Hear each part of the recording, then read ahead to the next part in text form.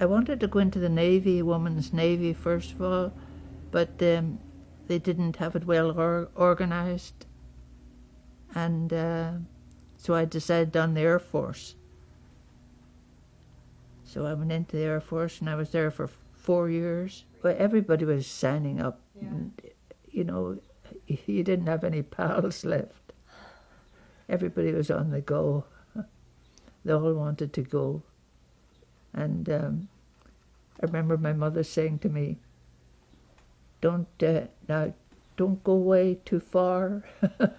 I said, no, Mom, I'm not going too far. Don't go over to England now because they're bombing over there. I said, oh no. Little white lies, of course. So when the word came from, I had to go to England, but she was very good. And you just went in and said you wanted to join up, and they give the Air Force personnel in there, and they give you the forms to sign up, and then you went for interviews.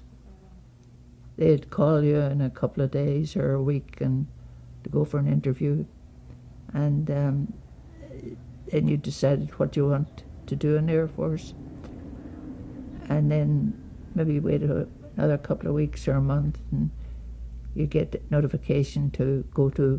I was to go to Wolverhampton, and so that's a boat ride from Belfast over there, and got your uniforms, all your stuff.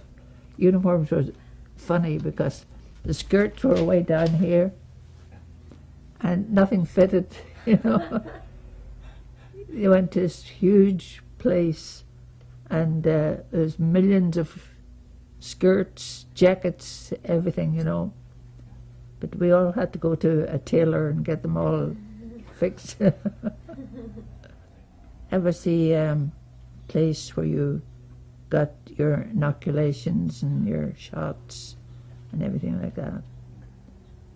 Then we went, we were told where we were going to be stationed, and our first station was in Nottingham, and believe it or not, it was the post office in Nottingham. The post office, 2 or 3 of the gentlemen there were in World War I, and they were radio operators, and they taught us everything. We were there for 3 months, and we were able to take Morse code like 90 miles an hour going. And after that we graduated from there and were sent to different stations, you know, to intercept German messages. Now, can you explain a little bit about the Royal Air Force and how they recruited women and what kinds of roles you had? And everything, yeah. Even the flying planes from the where they built them. We had the women fly planes from the building to the airport or the camp that they were supposed to go to. There weren't very many, but there were quite a few. 2 of them ended up in Cape Cod here, I believe. 2 of the women who used to fly the planes. I was a wireless operator. We were in a very old abbey in the south of England, in Bedfordshire, and we were stationed there to do this work. I'm trying to remember the name of the place. Chickson's Priory, I think it was called. And I was there for a few years, and then I was bumped off to north of Ireland to a place called Ballykelly, County Londonderry, and that was an active station. We had liberators there, and Canadian crews, Australian crews. I was there for 2 or 3 years as a wireless operator, and my job was, I would be on the key, Morse code key, to the aircraft going out on their patrols, and then as soon as they get out 5 miles from the coast, there's silence, until they come back in again.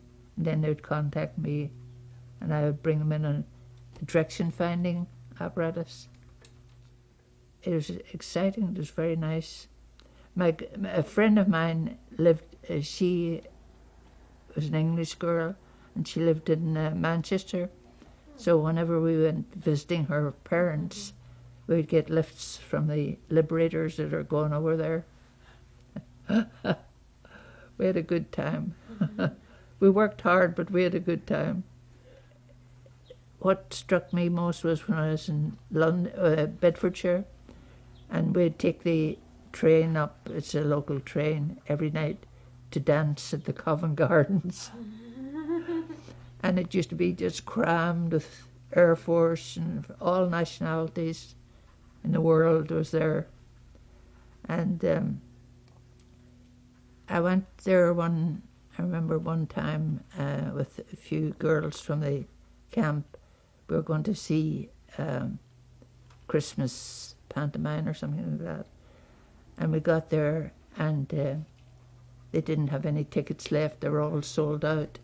So we're standing there wondering what to do, where to go.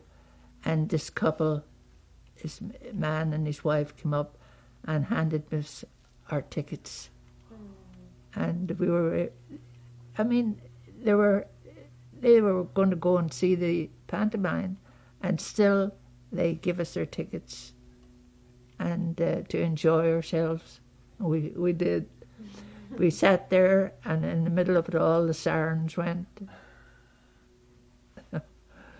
But a lot of people got up and left, but a lot of us just stayed there, until they all clear sounded. But that was mostly our life, was the sirens going off and bombs going off and what have you. That's what is amazing about it, These people are open their stores in the morning, and if they have the stuff to sell. But I loved it there. I like the London people. Very interesting. Very warm-hearted people. Underground. Yeah, the underground, they have a terrific underground there, And that's where when the sirens went and the bombs started, everybody went under. And we used to sit down a mile down into the earth. And it was good. And you were there with a few thousand other people, Everybody went for the underground, nearest one. Well, it could last for an hour, it could last for 6 hours. But you didn't have to stay there unless you wanted to, You could go up and get going. Other times, I missed the bus back to camp one night, about 11 o'clock at night, and I had to walk through the country lanes, 11 o'clock at night. And because there's no place to stay in the town, we were at a dance or something like that. And I just got about a mile or so, and I saw this figure coming towards me on a bicycle, and it was a policeman going on duty, and he lent me his bicycle, and I bicycled my way back to camp, and he came in the morning and picked it up. That was what you did in those days, Before I left home, they bombed Belfast, and they dropped one of these big landmines in a schoolyard just down the road from where we lived, and it hung there for ages. It's a huge big thing. It is about the size of this room here, and it demolished the whole area, the whole school and everything.